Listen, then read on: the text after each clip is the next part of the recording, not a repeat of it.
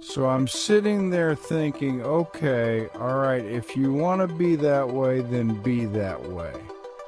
And she says, okay, Buster, now it's time to get rid of that barking parrot.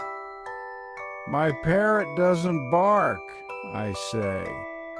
But what's to say about any parrot that barks like a dog but flies like a bird? Any Hoosers. I get up all like, yeah, okay, so I can leave and take the barking parrot with me. But if I'm taking the parrot, then you're making me a ham sandwich. Let's make that a ham sandwich with double tomatoes and heavy with the Dijonnaise. So here we are at some kind of a Mexican standoff with a barking bird in a cage and a juiced up ham Sammy on the line.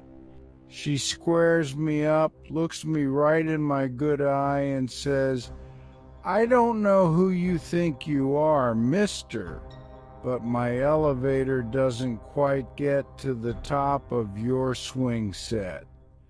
So I'm sitting here thinking I'm pretty frigging hungry. This dumb parrot is starting to bark. It's barking like a sick chihuahua.